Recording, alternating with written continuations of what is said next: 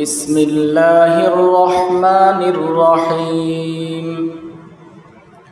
يا أيها الذين آمنوا كتب عليكم الصيام كما كتب على الذين من قبلكم لعلكم تتقون صدق الله مولانا العظيم وصدق رسوله النبي الأمي الكريم ونحن على ذلك من الشاهدين والشاكرين والحمد لله رب العالمين اللهم صل على محمد وعلى آل محمد كما صليت على إبراهيم وعلى آل إبراهيم إنك حميد مجيد اللهم بارك على محمد وعلى آل محمد كما باركت على إبراهيم وعلى آل إبراهيم إنك حميد مجيد আল্লাহ তাআলার দরবারে অসংখ্য গণিত শুকর আদায় করছি, যিনি অত্যন্ত দয়া করে মেহেরবানি করে আমাদেরকে আজকের এক মুবারক মজলিসে উপস্থিত হওয়ার তৌফিক দিয়েছেন। এই জন্য আমরা সকলেই পড়ছি আলহামদুলিল্লাহ। আমার ভাই, আমি আপনাদের সামনে পবিত্র কোরআনে কারিমা থেকে সূরা বাকারার রমজান সংক্রান্ত একটি আয়াত তিলাওয়াত করেছি। আমার তিলাওয়াতকৃত আয়াতে আল্লাহ তাআলা মুমিনদেরকে অত্যন্ত মহব্বত করে ডাকতেছেন। এই আয়াতের তাফসীর করতে যাইয়া তাফসীরে বায়ানুল কোরআনের মধ্যে আল্লামা আশরাফ আলী থানভী রহমতুল্লাহ আলাইহি বলেন যে আল্লাহ তাআলা মুমিনদেরকে বন্ধু বলে ডাক দিয়েছে। আল্লাহ তাআলা আয়াতের মধ্যে শুরুতেই একটা নোটিশ জারি করেছেন যে ইয়া আইয়ুহাল্লাযীনা আমানু, হে ঈমানদারগণ, কুতিবা আলাইকুমুস সিয়াম, তোমাদের উপরে আমি আল্লাহ রমজানের রোজাকে ফরজ করেছি। তো এখান থেকে আমাদের বোঝার বিষয় হলো আল্লাহ তাআলা মুমিনদের উপরে রোজাকে ফরজ করেছেন, মুসলমানদের উপরে রোজাকে ফরজ করেছেন। তো এখন প্রশ্ন হলো, যারা রমজানের রোজা রাখে না এরা কি মুসলমান? কথা বলেন। আল্লাহ তাআলা বলছেন যারা নিজেকে মুসলমান বলে দাবি করো, নিজেকে মুমিন বলে স্বীকার করো, তাদের উপরে আমি আল্লাহ রমজানের রোজাকে ফরজ করেছি। তো আল্লাহ যে জায়গায় ফরজ করেছেন ওই জায়গায় যদি কোনো মানুষ রমজানের রোজা রাখলো না, এই মানুষ মুসলমান হতে পারে না। আর যাই কিছু হোক না কেন, কমসে কম মুসলমান এই জন্য হবে না কারণ সরাসরি আল্লাহর কোরআনের একটা আয়াতকে অস্বীকার করেছে। পরবর্তীতে যাই আল্লাহ তাআলা ব্যাখ্যা দিয়েছেন কোন কোন মানুষ রমজানের রোজাগুলি না রাখলেও চলবে, পরবর্তীতে তারা আদায় করবে। আমার ভাই, এখানে প্রশ্ন হলো, আবার দেখবেন আমাদের সমাজে এক শ্রেণীর অসাধু ব্যবসায়ী আছে যারা রমজান মাসে হোটেল রেস্তোরাঁ খোলা রেখে সামনে পর্দা লাগাইয়া ব্যবসা করে। ওরা হলো পৃথিবীর মধ্যে সবচেয়ে বড় নিকৃষ্ট দালাল, যারা ইহুদিদের দালাল। কারণ ওরা নিজে রোজা রাখে না, আরেকজনকে হোটেল খোলা রেখে খাওয়ায়, এটা নয়, মুমিনের ঈমান ভিতর থেকে চুরি করে নিয়ে যাচ্ছে। এই জন্যে প্রত্যেকটা মুসলমানের সজাগ থাকতে হবে যে আমার এলাকাতে যেন কমসে কম রমজান মাসে কোনো দোকান খোলা না থাকে, কোনো হোটেল রেস্তোরাঁ দিনের বেলা যেন খোলা না থাকে। আপনি দেখবেন যেই বাটপাড়ে দিনের বেলা দোকান খোলা রাখে এর চেয়ে 100 গুণ বেশি ব্যবসা করে যিনি সন্ধ্যার সময় ইফতার বিক্রি করে। সারাদিন দোকানের মধ্যে পর্দা লাগায় বিভিন্ন রকমের সমাজের ভিতরে ভালো ভালো মানুষকে রোগী বানাইয়ে চেষ্টা করতেছে। এই জন্য আমার ভাই, তো আল্লাহ তাআলা যে এখানে বলেছেন রমজানের রোজাকে ফরজ করেছেন, সাথে সাথে আল্লাহ তাআলা বলতেছেন, হে পৃথিবীর মানুষ তোমরা শোনো, তোমাদের উপরে যে রমজানের রোজাটা আমি ফরজ করেছি এটা কিন্তু শুধু তোমাদের জন্য নয়, অতীতের নবী রাসূলের বেলাও এই রমজানের রোজা ছিল, শুধু আমাদের উপরেই নয়। আল্লাহ কত সুন্দর করে বলতেছেন, দেখো তুমি 365 দিনে যদি এক বছর হয়, গোটা কয়েকদিন 330 দিন তুমি খাও, কোনো সমস্যা নাই, মাত্র কয়েকটা দিন তুমি দিনের বেলা আমার জন্য রোজা রাখবে, যদি রাখো আমি কি দেব? লাআল্লাকুম তাত্তাকুন, আমি তোমাদের অন্তরে তাকওয়া নামক একটা বস্তু দেব, যেই তাকওয়াটা দেওয়ার কারণেই তুমি আমার বন্ধু হয়ে যাবে। সুবহানাল্লাহ। তো এক মাস রোজা, আমাদের রোজার সিস্টেম কত সুন্দর। আপনি ইউরোপে দেখেন বিভিন্ন দেশে যেখানে 22 ঘন্টা 18 ঘন্টা রোজা রাখতে হয়, আমরা তো অল্প একটু সময় এক বেলা খাবার এনে আমরা নষ্ট করি, সেহরি খাই, ইফতার খাই, কত সুন্দর করে খাই, কিন্তু দুপুর বেলার খাবারটা নষ্ট হয়, এর জন্য কত প্রকারের অজুহাত। আমার ভাই, আমরা একটু পিছন দিকে গেলে দেখতে পাবো যে আল্লাহ তাআলা অতীতের নবী রাসূলদের রোজা কত কষ্টকর রোজার ব্যবস্থা করেছিলেন, আর আমাদের নবীর জন্য আল্লাহ তাআলা কত সহজ করে দিয়েছেন। আমরা ভালো করে জানি বনি ইসরাইলের একজন নবী ছিল, যার নাম হলো মূসা কালিমুল্লাহ। মূসা আলাইহিস সালাম তুর পাহাড়ে গেলেন, আল্লাহর কাছ থেকে কিতাব আনবেন। আল্লাহ তাআলা বলছে, মূসা তুমি রোজা রাখো 1 মাস। মূসা আলাইহিস সালাম জিজ্ঞেস করে, আল্লাহ তুমি আমাকে কিতাব দিবা, আমি কিতাব নেব, তো রোজা রাখা কষ্ট করে কিতাব নেব কেন? আল্লাহ তাআলা জবাব দিলেন, মূসা কষ্টের জিনিসের দাম অনেক বেশি। দেখবেন এক লোক রাস্তার মোড়ে একটা লাঠি নিয়ে দাঁড়িয়ে থাকে, এর ফাসাদ বাড়িতে, ওই গাড়িতে বাড়িতে এমনি করে সন্ধ্যার সময় 500 থেকে শুরু করে 5000 10,000 টাকা ইনকাম করে বাড়িতে নিয়ে আসে। এইভাবে তার চাকরি যদি 24 থেকে 28 বছর হয়, এরপরে দেখা যায় কোটি কোটি টাকার মালিক হয়, কিন্তু সন্তান 2টা হলে একটা হয় কালা জাহাঙ্গীর, না হয় এরশাদ শিকদার।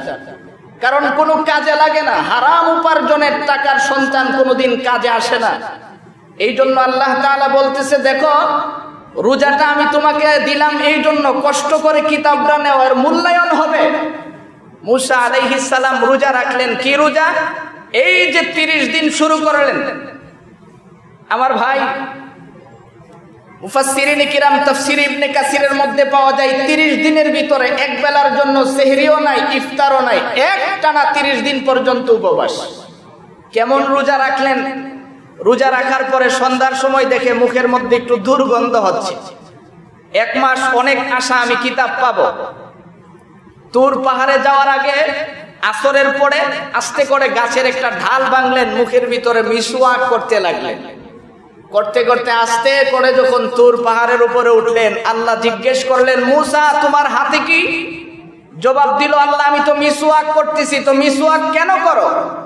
এই কথা বলার পরেই তো মূসা আলাইহিস সালামের অন্তরে তুলপাড় শুরু হয়ে গেল যে আল্লাহ তাআলা আমাকে প্রশ্ন করলেন কেন, নিশ্চয়ই এখানে কোনো ঝামেলা আছে। আল্লাহ তাআলা জিজ্ঞেস করে, মূসা তুমি কেন এই কাজটা করলে?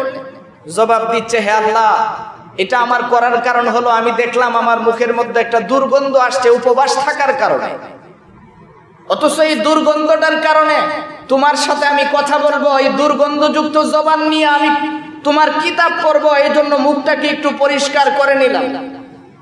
আল্লাহ তাআলা বললেন, অতিরিক্ত মাস্টারি কেন করলা? এই জন্য আরো 10 দিন রোজা রাখো। মূসা আলাইহিস সালাম বলে, বুঝলাম না।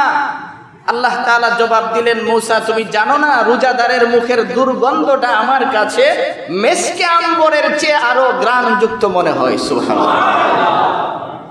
এক পর্যায়ে মূসা আলাইহিস সালাম আরো 10 দিন রোজা রাখলেন।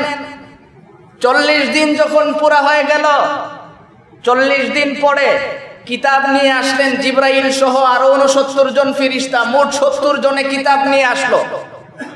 কিতাবটা কত বড়? মূসা আলাইহিস সালামের হাতে 12 হাত লম্বা, 8 হাত প্রশস্ত। এই কিতাবের ভিতরে 1000 করে আয়াত আছে। এমন 1000 খণ্ড, 1000 পারা, 1000 পারার ভিতরে 1000 করে করে এরকম 10 লক্ষ আয়াত বিশিষ্ট কিতাব দিলেন। সুবহানাল্লাহ। এই কিতাবটা 70 জন ফেরেশতা এই কিতাবগুলি বহন করে নিয়ে আসলেন। মুসা আলাইহিস সালাম, তাফসীরের কিতাবে পাওয়া যায় আল্লাহ তাআলা প্রত্যেক জমানার নবীদেরকে ওই জামানার 70 জন শক্তিশালী পুরুষের গায়ে যে শক্তি থাকে এমন শক্তি দান করেন। এই জন্য মুসা আলাইহিস সালাম একা বহন করে কিতাবগুলি বাড়িতে নিয়ে আসলেন। যত্ন করে যখন কিতাব রাখলেন, আল্লাহ তাআলা এখন মুসাকে ডেকে বললেন, মুসা তুমি এই কিতাবের উপরে গিলাফ লাগাও, আমার কিতাবটা খালি রাখতে পারবে না। মুসা আলাইহিস সালাম জিজ্ঞেস করে, আল্লাহ কি দিয়ে লিখবে? আমি কি দিয়ে তার গিলাফটা বানাবো বলে দাও, কাপড় দিয়ে নাকি চামড়া দিয়ে বানাবো? আল্লাহ তাআলা জবাব দিলেন, কাপড় দিয়েও হবে না, চামড়া দিয়েও হবে না, স্বর্ণ দিয়ে বানাইতে হবে। সুবহানাল্লাহ। মুসা আলাইহিস সালাম জিজ্ঞেস করে, আল্লাহ আমি তো গরিব মানুষ, এত সোনা আমি পাবো কোন জায়গায়?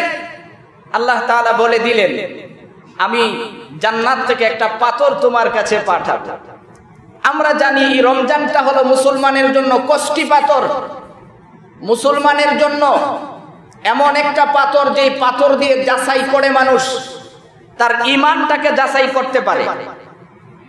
আমার ভাই, আল্লাহ তাআলা বলে দিলেন, আমি এমন একটা পাথর তোমার কাছে পাঠাবো যেই পাথরটার নাম হলো পরশ পাথর। আমরা প্রত্যেকজন মানুষই জানি পরশ পাথরের ইতিহাস শুনি, কিন্তু পরশ পাথর কখন আসলো, কেন আসলো তার গুড়া জানি না। তাফসীরের কিতাবের মধ্যে লেখা হয়, আল্লাহ তাআলা জান্নাত থেকে একটা পরশ পাথর দিয়ে মূসাকে বলে দিলেন, মূসা তুমি স্বর্ণ বানাইতে কষ্ট করতে হবে না, যে কোনো লোহা অথবা পাথরের মধ্যে লাগাইলেই সাথে সাথে ওই পাথরটা স্বর্ণ হয়ে যাবে। সুবহানাল্লাহ। মূসা আলাইহিস সালাম আনলেন, আয়না একটা পাথরের সাথে লাগিয়ে দেখে স্বর্ণ হয়ে গেল। আমাদের বাংলাদেশে যদি এমন কোনো মানুষের কাছে একটা পাথর থাকতো, এই মানুষ তো আমার মনে হয় আমার কাছে থাকলে আমার ঘরের যে ছাদ আছে আমি স্বর্ণ দিয়ে দিয়ে রড বানাইয়া তারপরে এই ছাদ পিটাইতাম। কারণ মানুষের এতটুকুন লোভ এটা প্রত্যেকটা মানুষের ভিতরেই থাকে। এই পাথর পাওয়ার পরে মূসা আলাইহিস সালাম চিন্তা করলেন, আমার তাওরাত কিতাবের 3 জন মাত্র হাফিজ ছিলেন। আজকে আমাদের এই কোরআনের হাফিজের অভাব নাই। পৃথিবীর থেকে যদি এই কোরআনকে সমস্ত কোরআন জ্বালিয়ে দেওয়া হয়, কিন্তু জিন্দা কোরআন আমাদের মধ্যে লক্ষ লক্ষ হাফিজে কোরআন আছে যারা মুহূর্তের ভিতরে কোরআনকে লিপিবদ্ধ করে দিয়ে দিতে পারবে। এই তাওরাত কিতাবের হাফিজ ছিলেন মাত্র 3 জন। একজন হলো নবী মূসা, আরেকজন তার ভাই হারুন, আরেকজন হলো মিস্টার কারুন। সে ছিল মূসা আলাইহিস সালামের আপন চাচাতো ভাই। এক পর্যায়ে কারুন, মূসা আলাইহিস সালাম কারুনকে যায় বলতেছে, কারুন তুমি তো স্বর্ণকার, তুমি স্বর্ণ দিয়ে অনেক কিছু বানাইতে পারো। আল্লাহ তো আমাকে আদেশ করেছেন এই কিতাবের মধ্যে গিলাফ লাগানোর জন্য স্বর্ণ দিয়ে। কারুন বলতেছে, ভাইজান আমি এত স্বর্ণ পাবো কোথায়? স্বর্ণ বানানোর ব্যবস্থা আমার কাছে আছে, আমি তোমাকে দিয়ে দেব। পাথর দিলেন। কারুন আস্তে ধীরে ধীরে স্বর্ণ বানায়, একে একে গিলাফ লাগাইয়া 1000 ভলিউমের গিলাফ লাগানো শেষ। আল্লাহ তাআলার কাছে মূসা আলাইহিস সালাম নিয়ে গেলেন, তুর পাহাড়ে যায় জিজ্ঞেস করে, আল্লাহ দেখো তো হয়েছে কিনা? আল্লাহ তাআলা বলে দিলেন, হ্যাঁ হয়ে গেল। এখন কি করবো বলো? আল্লাহ তাআলা বলছেন, হয়ে গেছে, একটা সিন্দুক বানাও, এটাও স্বর্ণ দিয়ে বানাও, তার ভিতরে তুমি তাকের তাক কিতাবগুলি রাখবে। সম্পূর্ণ কাজ শেষ। মূসা আলাইহিস সালাম কারুনকে বলতেছে, কারুন তোমার কাছে আমি একটা পাথর দিয়েছিলাম, পরশ পাথর, আমার পাথরটা ভেগ করো, আমার কাছে ফেরত দাও। কারুন বলতেছে, ভাইজান দীর্ঘদিন কাজ করছি তো আমার পাথরটা হারিয়ে গেছে, আমার কাছে পাথর নাই। মূসা আলাইহিস সালাম বলে, আরে কারুন আমার তো ইচ্ছা ছিল জান্নাতি পাথর, এটাকে আমি সংরক্ষণ করব, কিন্তু আমি পাথর দিয়ে সম্পদশালী হব, আমার এই ধরনের কোনো ইচ্ছা ছিল না। সে বলতেছে, ভাই হারিয়ে গেছে, আমি তো বলতে পারতেছি না কোথায় হারাইছে। মূসা আলাইহিস সালাম দাঁড়িয়ে দোয়া করলেন, সত্যি কথা যদি বলে থাকো আল্লাহ তোমাকে ক্ষমা করবেন, আর মিথ্যা যদি তুমি বলো তাহলে আল্লাহ তোমাকে গ্রাস করে ফেলবেন। এই দোয়া করে মূসা আলাইহিস সালাম চলে গেলেন। কারুন পাথরের সাথে পাথর লাগায় আর স্বর্ণ হয়, এমন করতে করতে তদানীন্তন সময়ে বিশ্বের এমন কোন জায়গা ছিল না যেখানে কারুনের একটা সম্পদের কোষাগার ছিল না, যেখানে সে সম্পদ রাখত। এমন করে যখন তার অনেক সম্পত্তি হয়ে গেল, মূসা আলাইহিস সালাম দেখে রাতে রাতে কারুন বড়লোক হচ্ছে, তার তো আর বুঝার বাকি নেই। আমার ভাই, এই পরিস্থিতিতে আল্লাহ তাআলা সূরা কাসাসের শেষ পর্যায়ে যায় মূসা আলাইহিস সালামকে আল্লাহ তাআলা বলতেছেন, হে মূসা, ওই যে তোমার ভাই কারুন, তার তো অনেক সম্পদ হয়ে গেল, তুমি তাকে একটু বলো যে তার সম্পদের থেকে কিছু যাকাত দেওয়ার জন্য আল্লাহর রাস্তায়। তা আমাদের বাংলাদেশে তো যাকাতের লুঙ্গি পাওয়া যায়, রমজান মাস আসলে দেখা যায় দোকানে লেখা থাকে এখানে যাকাতের কাপড় পাওয়া যায়। কাপড়টা কেমন? এক্সরের মতো। এক্সরে বুঝেন? আমরা যখন এক্সরে করি ভিতরের যা কিছু আছে সব দেখা যায়। ওই কাপড় পরিধান করে দাঁড়াইলে আল্লাহর রহমতে ভিতরে কি আছে সব দেখা যায়, পরা লাগে না। যাকাতের জন্য আলাদা কাপড় পাওয়া যায়।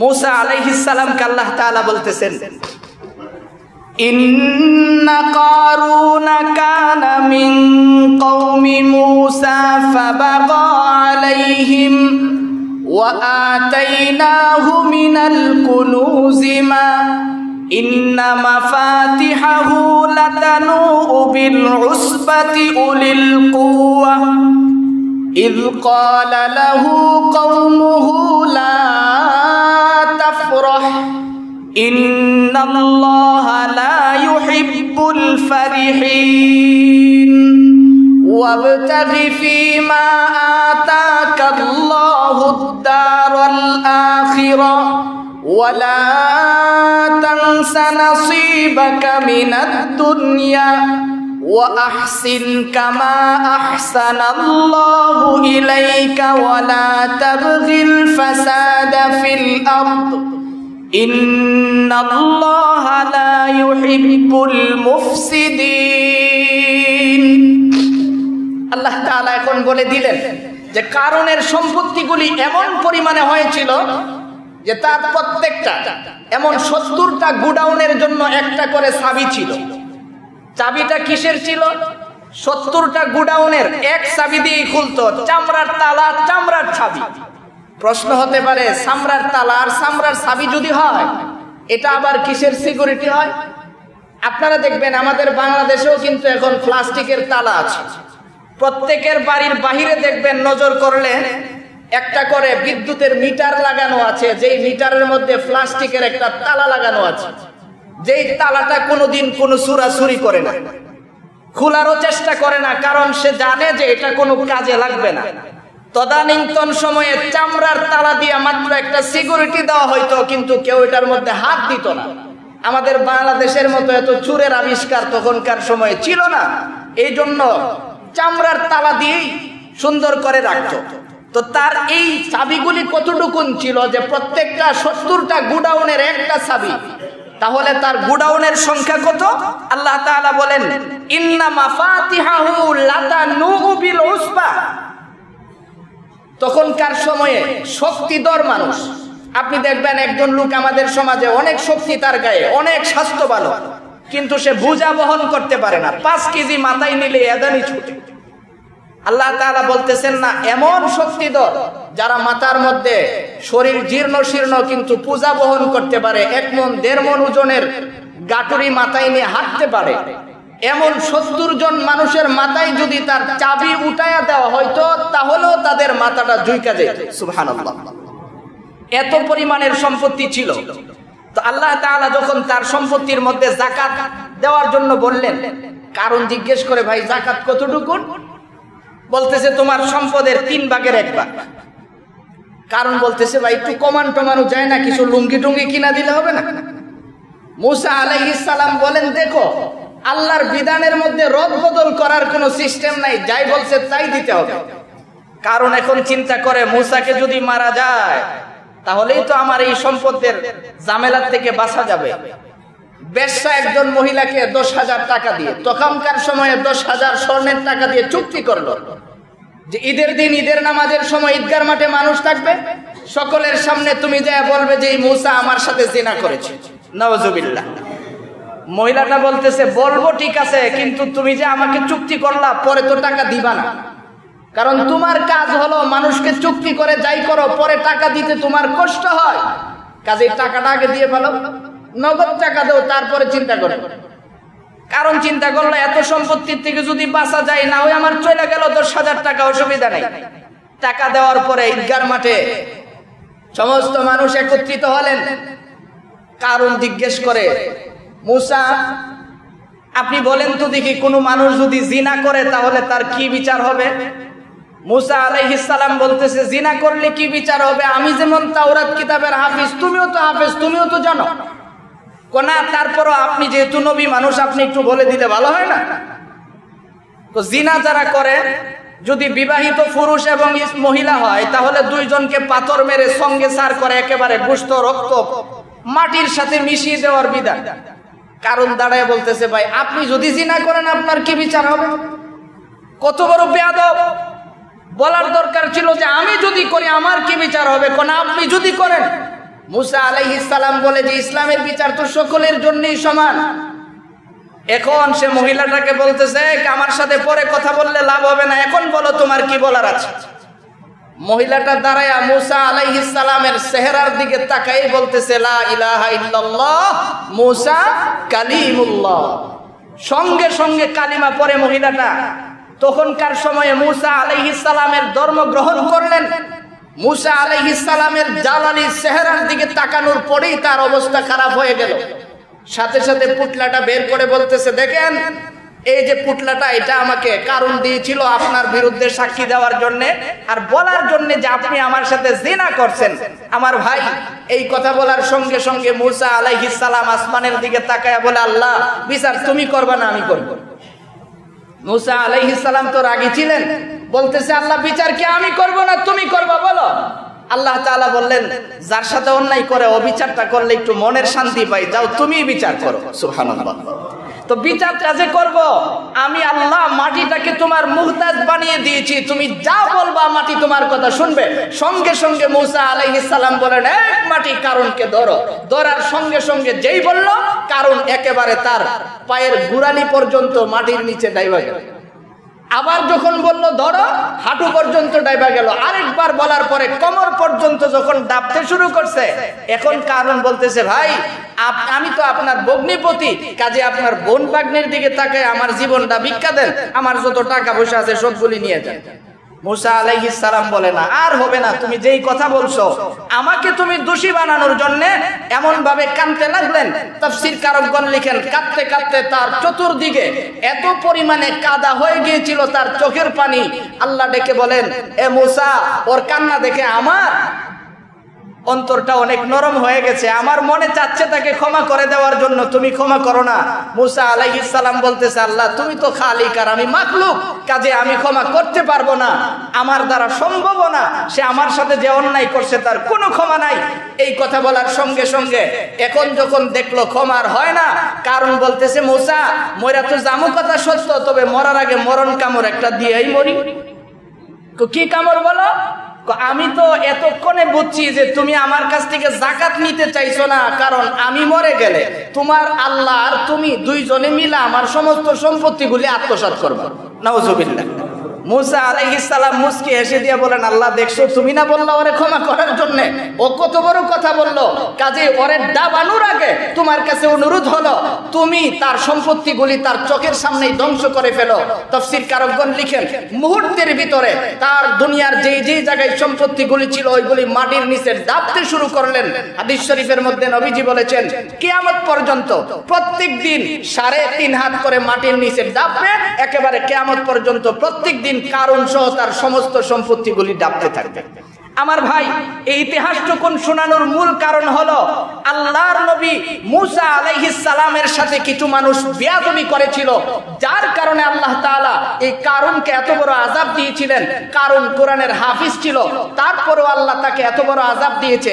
আর আল্লাহ তাআলা সেই কোরআনের নোটিশের ভিতরে রোজাকে ফরজ করেছেন। আপনি যদি সেই আয়াতটাকে অস্বীকার করেন, যাকাতকে আল্লাহ ফরজ করেছেন, আপনি যদি অস্বীকার করেন, তাহলে আপনাকে কি আযাব দিবেন? আপনি কি আযাবটা পাবেন আল্লাহ তাআলা বলে দিয়েছেন যে আমি আল্লাহ রমজানের রোজাটা যে তাদের জন্য ফরজ করেছি, এই ফরজটা এমন ভাবে করছি তাদের উপরে কষ্ট হবে এমন ভাবে আমি করি নাই।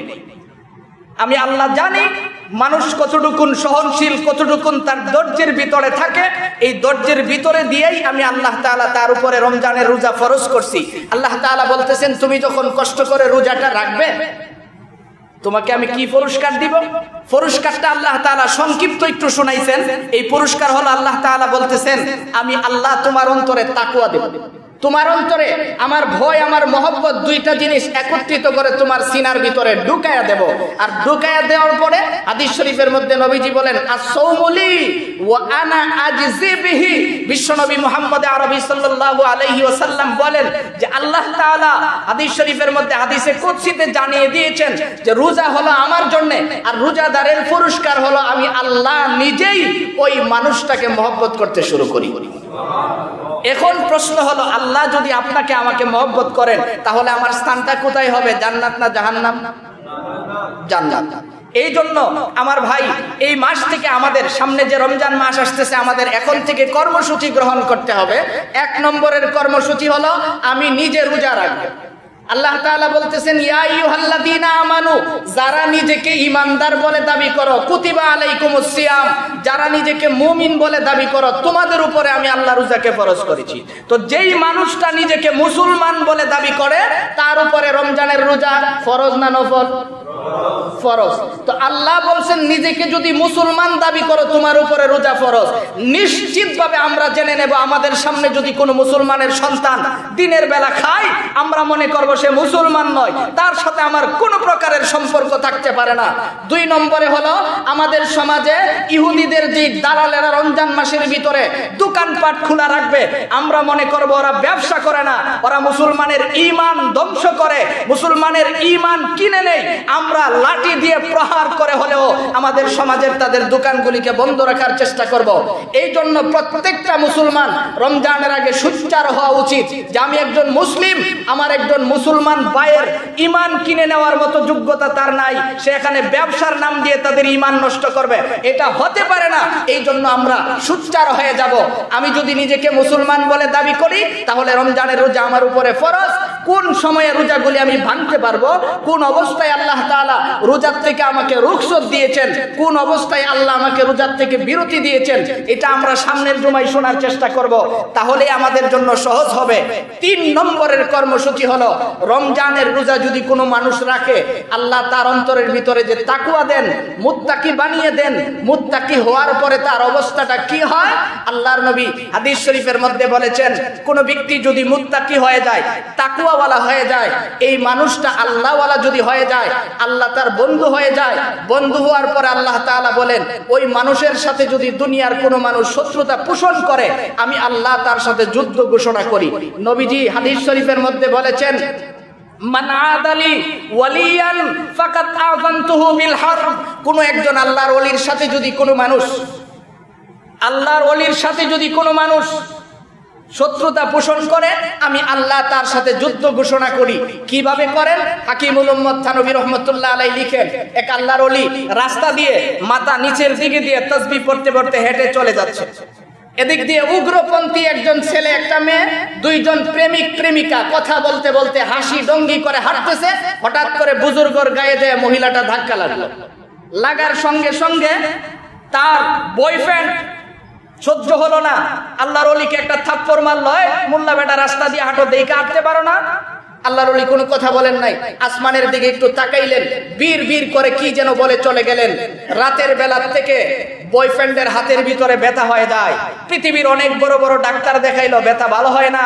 1 বছর পর্যন্ত কষ্ট করার পরে এখন রাতের বেলা একদিন তার ওই স্ত্রী যার সাথে তার ওই দিন চলাফেরা হয়েছিল, বিবাহ হওয়ার পরে ওই গার্লফ্রেন্ড তাকে বলতেছে, এখন তার স্ত্রী বলতেছে দেখো আমার মনে হয় তোমার ব্যথাটা যে যায় নাই।